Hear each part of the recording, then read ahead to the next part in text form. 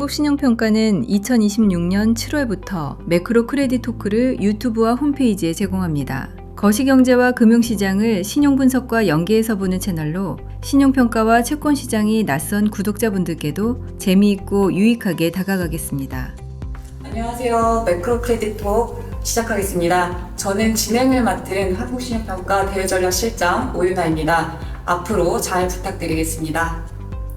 그리고 오늘 이 자리에 저희 평가정책본부 유건상무님과 정승재 실장님 함께 모셨습니다.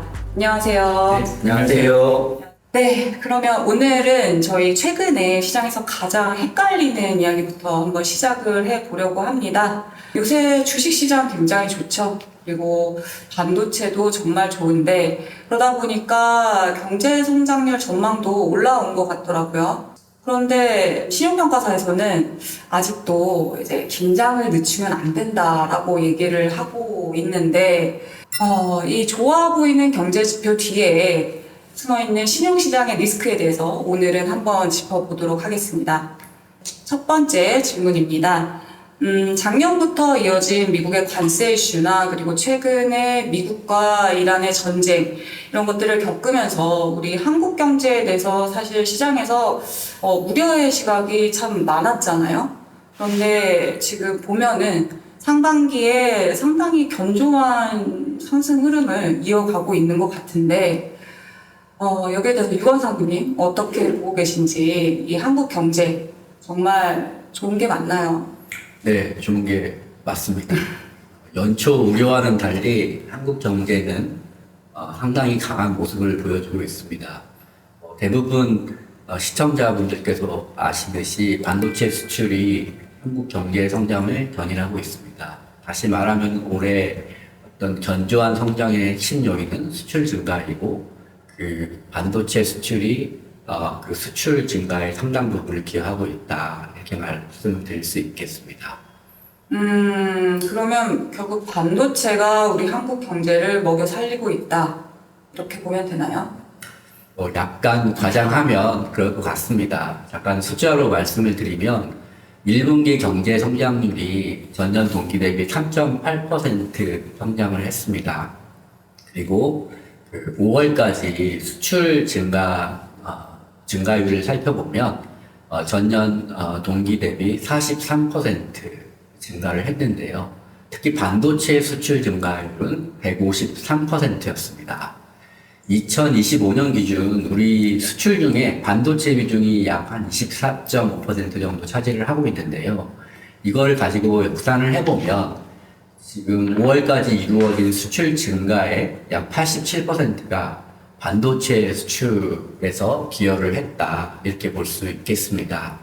또한 그 경제 성장률의 배경의 하나로는 그동안 부진했던 민간 소비 역시 이러한 수출 호조의 훈풍에 힘입어서 약 2.7% 성장을 한 부분들도 1분기 성장에 기여한 것으로 볼 수 있겠습니다. 그러면 당분간은 이 반도체의 수출 성장을 기반으로 해서 우리 경제도 좀 성장이 지속될 걸로 보이는데 예, 맞나요? 네, 당분간 우리 경제는 잠재 성장률을 웃도는 성장이 가능할 것 같고요. 실제 6월에는 월 기준으로 수출액이 1,000억 달러를 돌파하면서 세계 네 번째 반열에 올랐는데요. 어찌 보면 대단한 거죠.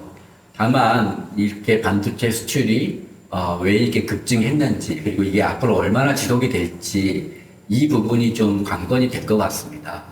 우리가 2023년도로 돌아가서 보면 당시에 반도체 산업은 중국의 추격 그리고 미국의 그 공급망 재편에 따른 미국 공장 증설 추진 이런 것들 때문에 다소간의 불확실성이 있어 보였는데요.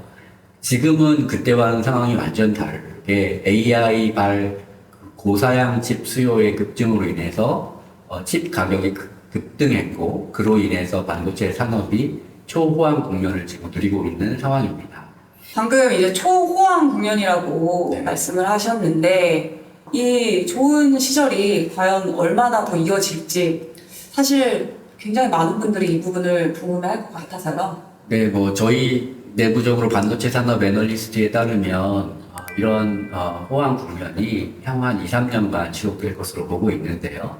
다만 이제 호황의 정의를 어떻게 볼 것이냐 이 부분이 이제 좀 다른 관점이 있을 수 있는데 이게 이제 지금 현재 1분기가 지나면 지날수록 급증하고 있는 영업이익이 이게 언제 꺾일 거냐, 언제 피크아웃이 될 거냐 이 관점에서 보면 향후 1, 2년 정도로 볼 수도 있겠지만 이제 저희가 봤을 때 2, 3년이라고 한다는 것은 과거 롱텀 한 트렌드를 봤을 때 저희 한 과거 10년 정도의 트렌드를 봤을 때 그 수준을 훨씬 더 넘어서는 그 영업이익 창출이 가능한 국면이 얼마나 지속이 될까 이런 관점에서 봤을 때는 저희가 봤을 때 호황 국면이 한 2, 3년 정도는 지속될 가능성이 높다 이렇게 보고 있습니다. 그렇군요. 지금 이 화면을 보니까 AI 기업들의 투자 그래프가 보이는데요. 그러면 이 그래프가 말씀하신 그런 수요를 실제로 뒷받침한다고 봐도 되는 건가요? 네, 이 그래프를 보시면 현재의 호황 국면을 만든 그 AI 기업들의 캐펙스 투자가 급증한 것을 보실 수 있겠습니다. 이로 인해서 경쟁적으로 칩 수요가 생겼고요. 그로 인해서 가격이 급등한 상황이기 때문에 앞으로도 이런 상황이 좀 지속될 가능성이 높다. 특히 지금 현재 이루어지고 있는 AI 기업들의 IPO라든지 대규모 채권 발행을 통해서 향후 투자 자금 조달을 하고 있는 상황을 견주어 보면 이러한 투자 증가세가 단기간 내에 꺾이기 쉽지 않다. 그래서 반도체 산업 역시 당분간은 이러한 호황 국면이 이루어질 가능성이 매우 높다라고 보고 있습니다. 다만 여기서 염두에 둬야 될 것은 이제 좀 중기적인 관점에서는 AI 기업들도 이렇게 경쟁적인 투자를 하기보다는 좀 신중한 투자 모드로 들어가는 기업들도 나올 수가 있고요. 또 한편으로는 그 AI 시장 내에서 그 이제 승자가 어느 정도 빨리 결정이 될 경우에는 이렇게 집중적으로 경쟁적으로 투자하는 국면이 빨리 종료될 수도 있기 때문에 이러한 관점에서 좀 생각해 볼 부분이 있고요. 또 한편으로는 지금 이렇게 호황 국면이다 보니까 그 경쟁사들도 다 호황이거든요. 그러다 보니까 중국 업체라든지 좀 시장기가 약했던 업체들도 지금 경쟁력이 강해지고 있습니다. 그렇기 때문에 향후에 이들로부터의 공급 경쟁 강도가 심화될 수 있다는 점, 이런 부분들을 염두에 두시고 우리가 산업을 바라봐야 되지 않을까 이렇게 보고 있습니다. 네, 그러면 정리를 해보자면 지금 워낙 호황기고 좋은 거는 맞고 또 당분간은 이 좋은 국면이 지속이 되겠지만 2, 3년 뒤에는 좀 걱정이 된다 이런 말씀이신 것 같은데 아무리 신평사가 좀 보수적인 입장을 견지하는 기관이라고 하더라도 이런 초호황기에 이렇게까지 보시는 거는 좀 걱정이 너무 앞서가시는 거는 아닌지 정승재 실장님 어떻게 보시나요? 네, 유관 상무님이 말씀하신 리스크 요인들은 앞으로도 계속 유의해서 좀 지켜볼 필요가 있는 요인들이라고 생각을 합니다. 다만 저는 오늘 조금 더 긍정적인 부분에 집중해서 좀 말씀을 드리고 싶은데요. 긍정적인 얘기 좀 해주세요. 네. 최근의 성장 흐름을 보면은 경기 사이클의 반등이라고 설명할 수도 있겠지만 AI 투자 확대라든지 공급망 재편 등이 한국 제조업의 새로운 기회를 좀 제시하고 있고 이러한 새로운 기회들이 구조적인 성장 동력으로 작동할 수 있을 걸로 보이는 점이 좀 긍정적으로 보입니다. 방금 이제 새로운 기회라고 말씀을 하셨는데요. 그러면 그 새로운 기회라는 게 어떤 것들이고 또 구체적으로 어떤 산업들이 그 수혜를 받게 되는 건가요? 예, 최근 상황을 보면 AI 투자 확대가 단순히 반도체에만 머무르지 않고 데이터 센터라든지 전력기기 인프라 확대 등도 연결되면서 전력기기 산업 등 관련 산업으로 좀 파급되고 있는 상황입니다. 그리고 메모리 반도체 부분을 살펴보면은 LLM 등의 생성형 AI가 현재 시장을 이끌고 있긴 한데 향후 시장을 보면은 로봇이라든지 자율주행 등도 이제 성장의 동력이 조금 더 매연이 확장될 수도 있을 것 같아서 새로운 성장이 지속될 가능성이 높아 보입니다. 여기에 더불어서 뭐 미중 갈등이나 공급망 재편 등이 맞물리면서 한국이 경쟁력을 가지고 있는 방위산업이나 조선 등의 전략적 중요성도 좀 높아지고 있는 상황을 보이고요. 이렇게 전반적인 상황들이 한국의 첨단 제조업을 중심으로 성장의 기대가 좀 더 높아지고 있는 상황으로 생각이 됩니다.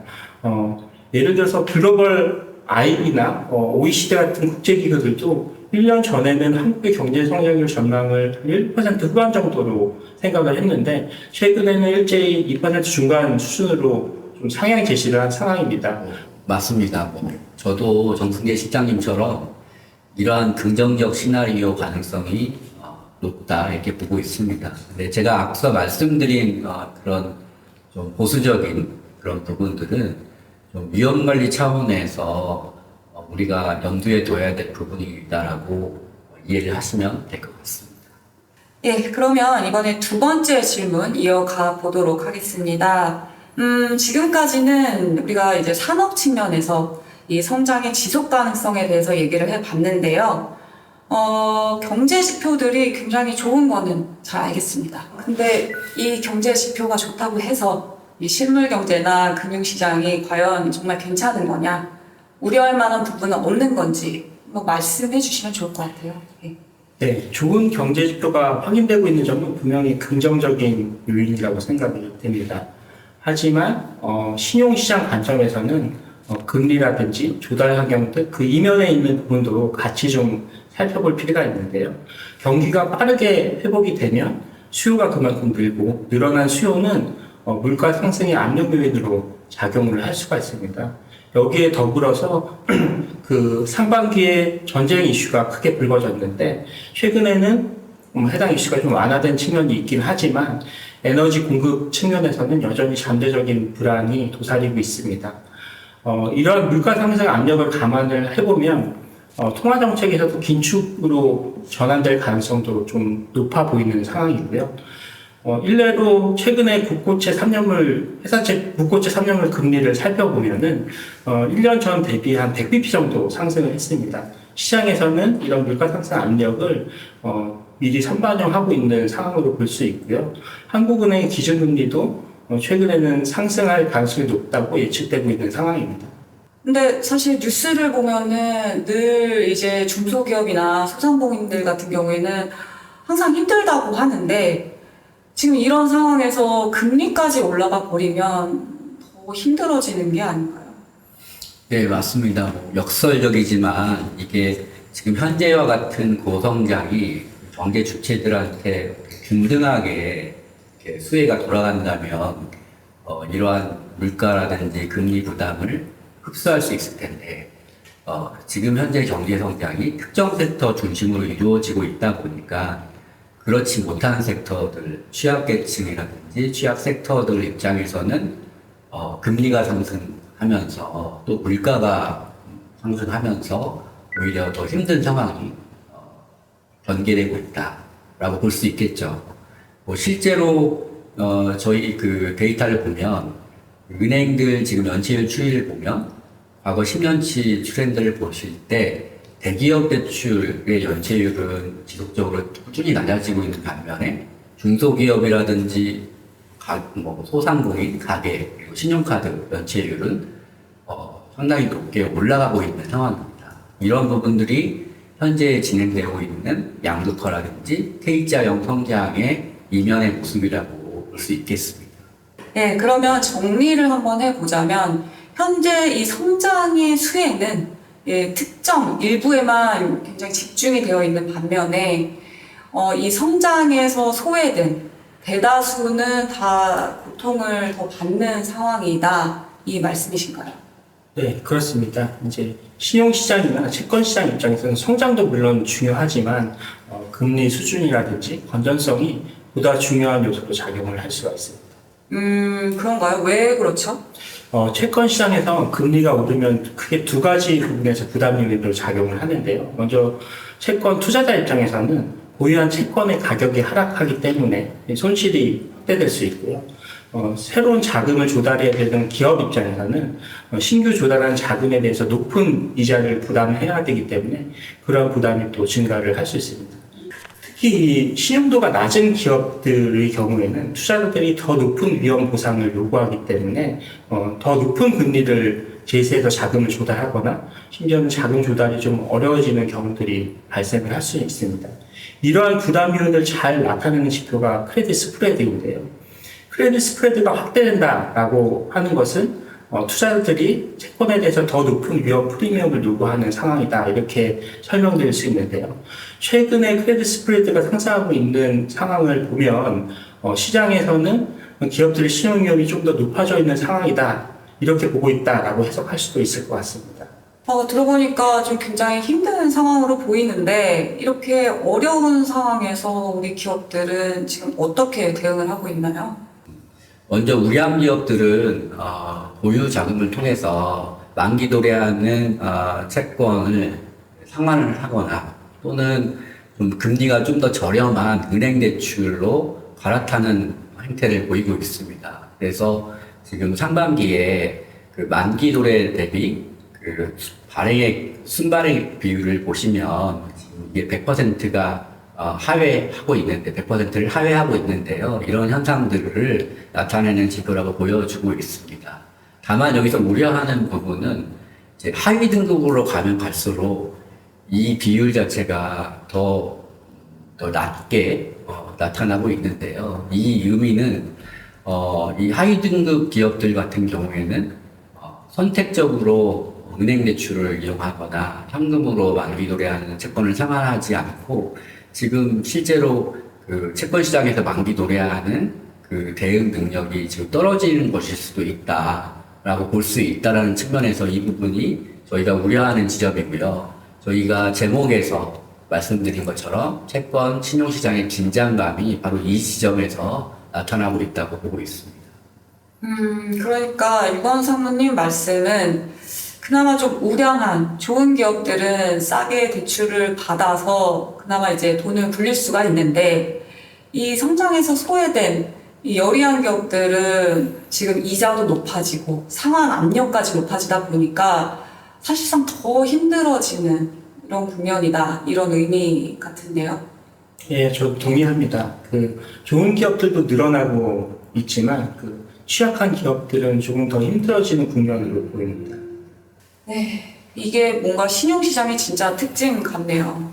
근데 이제 자료를 보다 보니까 좀 어려운 용어가 나왔네요. 리파이낸싱 리스크.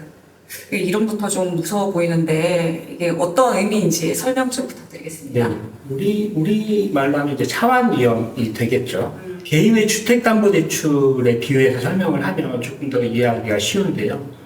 우리가 주택담보대출 만기가 도래하면 보유한 현금으로 상환하는 경우도 있지만 만기를 연장하거나 다른 금융기관에서 조달한 자금으로 만기가 도래한 채무를 상환하는 것이 보통 일반적이죠. 기업들도 비슷합니다. 보유한 현금을 기초로 해서 만기의 채무를 상환할 수도 있지만 새로 자금을 조달해서 조달한 자금으로 만기가 도래한 채무를 상환하는 것이 보다 일반적이라고 할 수 있는데요.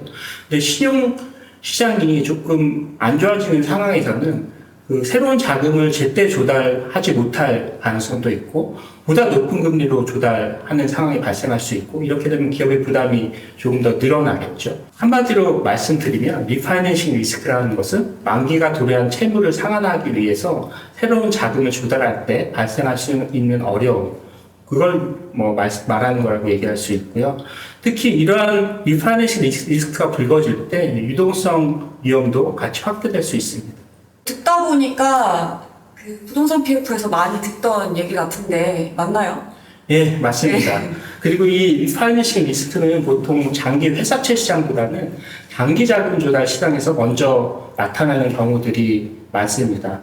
아까 회사채 순발행액이 줄어들었다, 이렇게 설명을 들었는데 순발행액이 줄었다는 의미는 보유한 현금으로 기업이 자금을 상환했거나 아니면 은행에서 대출을 받았거나 또 다른 경우에는 기업업이나 단기사채 같은 단기 자금 조달 시장을 활용해서 자금을 조달한 것으로 해석을 할 수가 있습니다.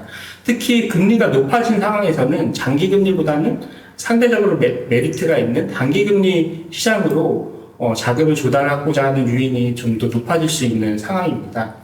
문제는 단기사채의 경우 만기가 짧기 때문에 그만큼 리파이낸싱 리스크도 빈번하게 발생할 수 있다는 점이 문제입니다. 네, 그러면 지금 단기자금 시장은 좀 불안한 상황이라고 보면 될까요? 네, 현재 CP 스프레드를 좀 살펴보면 과거 잠깐 상승했다가 다시 조금 안정화되는 측면으로 보이고 있어서 현재 전반적으로 단기 시장이 어렵다 이렇게 볼 수는 없을 것 같습니다. 다만 그 CP 스프레드는 우량한 기업들의 자금 조달 시장 상황을 나타내는 지표이기 때문에 차환 위험이 크다든지 단기 자금 조달이 높은 기업의 경우에는 개별적인 조달 상황을 좀 보다 면밀히 확인할 필요가 있을 것 같습니다. 네, 그러면 이제 세 번째 질문으로 한번 가보죠. 네, 여기까지 들으시면서 아마 시청자분들이 이걸 제일 궁금해 하실 것 같아요. 그래서 뭐 어디가 좋고 어디가 위험한 거냐? 네, 유건 사모님, 어디가 좋고 어디가 위험한가요? 예, 먼저 좀 좋은 업종을 말씀드리겠습니다. 앞서 말씀드렸듯이 반도체 업종을 말씀드릴 수 있을 것 같고요. 이 외에도 조선, 방산, 전력기기, 인들 업종의 상황이 지금 좋은 상황입니다. 도표에서 보시듯이 이런 업종들의 지금 최근 트렌드를 보시면 꾸준하게 영업이익률이 상승하고 있고요. 그리고 앞으로도 이들 업황을 감안했을 때는 당분간 성장 기조와 함께 좋은 수익성 지표를 보일 것으로 예상하고 있습니다. 다만 부채 비율을 보시면 좀 개선 속도가 더딘데요. 이 부분은 이들 업종들이 대규모 수주 시에 발생하는 선수금들이 부채로 계상이 되고 있기 때문에 업황은 호황이지만 부채 비율과 같은 재무 안정성 지표는 개선이 좀 더딘 측면이 있는 점을 감안하시고 보셔야 될 것 같습니다. 이들 업종 이외에도 최근에 원화 약세로 인해서 외국인 인바운드 수요가 있는 업종, 예를 들면 백화점이나 호텔 업종, 이런 업종에서도 좀 영업 환경이 좋아지면서 수익성이 개선되고 있는 상황으로 보여집니다. 네, 듣다 보니까 주가랑 굉장히 비슷한 흐름을 보이고 있는 것 같은데요. 네, 주식시장에서도 이러한 점들을 빨리 인식하고 있는 것 같습니다. 네, 그러면 반대로 좀 불안한 업종은 어디가 있나요? 최근 부담이 큰 업종으로는 석유화학, 2차전지, 철강, 건설 등을 들 수 있는데요. 공통적으로 업황 회복이 더디거나 수요가 둔화된 가운데 이제 금리 부담이 좀 높은 업종으로 볼 수 있습니다. 제조업에만 국한된 것은 아니고요. 최근에 환율이나 물가 부담이 크기 때문에 상대적으로 비용 부담이 민감한 내수업종도 같이 한번 모니터링해서 살펴볼 필요가 있습니다. 그러면 지금까지 말씀해주신 이런 흐름들이 우리 신용등급 관점에서 이게 실제로 변화로 이어졌나요? 네, 신용등급 관점에서도 이러한 흐름들이 비교적 잘 나타나고 있습니다. 2026년 상반기에 레이팅 액션 트렌드를 살펴보면 크게 두 가지의 뚜렷한 흐름을 볼 수 있는데요. 첫 번째는 그 업다운 레이셔가 1보다 높아진 점입니다. 이게 3년 만에 발생한 일인데요. 한마디로 말씀드리면 신용등급이 상향된 업체가 하향된 업체보다 더 많았다 이렇게 말씀드릴 수 있고요. 전반적인 성장률 개선이라든지 그 주요 업종의 실적 개선 이런 부분들이 신용도에도 그대로 반영된 것으로 보입니다. 또 하나의 차별적인 두 번째 특징은 이렇게 좋아진 기업들도 늘어난 반면에 나빠진 기업들, 여전히 안 좋은 기업들도 계속 많아서 뚜렷한 양극화 현상이 이어졌다라고 말씀을 드릴 수 있는데요. 아까 말씀드렸던 석유화학, 건설 같은 업종들은 여전히 좀 부진한 모습을 보이면서 양극화가 심화되는 모습을 보여주고 있습니다. 네, 말씀 듣다 보니까 상당히 많은 부분들이 등급에 반영이 된 걸로 보이는데요.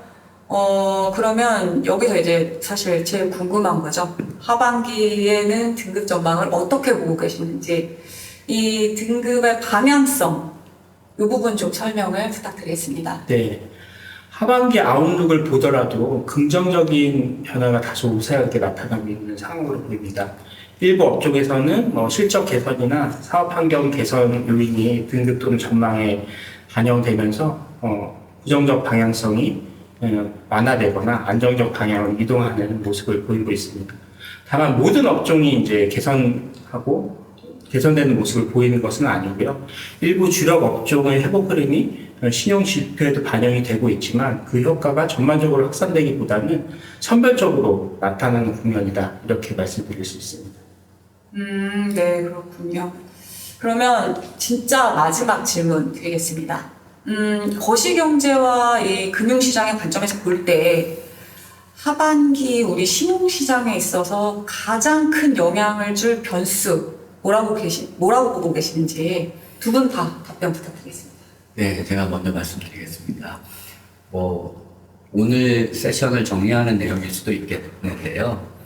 경제 성장 관점에서는 하반기에도 올 상반기와 같이 견조한 성장세가 지속될 가능성이 높아 보입니다. 반면에 물가, 환율이 안정화되는 속도, 그리고 그 수준이 중요해 보입니다. 만약에 고성장, 고물가, 그리고 원화 약세가 동반되는 상황이 지속될 경우에는 앞서 말씀드렸듯이 금리 인상에 따른 가계, 기업 부분의 취약 섹터 도시락 확대 가능성이 커질 것으로 보여집니다. 또한 기업들의 단기 자금 조달 유인이 확대되면서 리파이낸싱 리스크가 커질 가능성도 배제할 수 없어 보이고요. 한편으로는 하위 등급에 있어서는 조달금이 상승에 따른 금융 비용 부담도 상승될 것으로 예상이 됩니다. 이런 관점이 하반기에 모니터링 해야 될 중요한 신용 이슈로 보고 있습니다. 네, 정순재 실장님은 어떻게 보시나요? 저는 신용 사이클의 변화에 대해서 좀 주목해 보고 있습니다. 금리 부담이 이어지고 취약 하위 등급의 기업 조달 여건이 악화될 경우에 투자자들은 자연스럽게 안전자산을 선호하게 되고요. 이른바 플라이트 퀄러티 현상이 강화되는 상황이 전개될 수 있을 거라고 생각을 합니다. 따라서 지금은 양호한 경제 지표만 볼 것이 아니라 금리라든지 조달 환경이 신용위험으로 어떻게 전이되는지도 같이 주목해 봐야 될 필요가 있고요. 결국 하반기에는 경기 회복 흐름이 신용 개선으로 얼마나 확산될 수 있을지, 반대로 취약 업종과 하위 등급 기업을 중심으로 신용 부담이 얼마나 지속될 것인지를 체크하는 것이 중요한 포인트가 될 것으로 생각합니다. 네, 말씀 잘 들었습니다. 자, 오늘 방송 내용을 한번 정리해 보면은요, 우리 경제의 큰 흐름은 견조한 것 같네요. 네, 다만 이 모든 기업들이 그렇다고 해서 같은 속도로 좋아지는 거는 아닌 것 같고, 앞으로 우리가 채권 시장을 볼 때는 한국 경제가 얼마나 좋은가 보다는 어떤 기업이 그 성장을 실제로 누리고 있느냐, 이 부분을 좀 더 주목해서 봐야 될 것 같습니다. 앞으로도 구독자 여러분이 관심 가지실 만한 주제를 가지고 새로운 컨텐츠와 포맷으로 전달해 드리도록 하겠습니다. 네, 감사합니다. 감사합니다.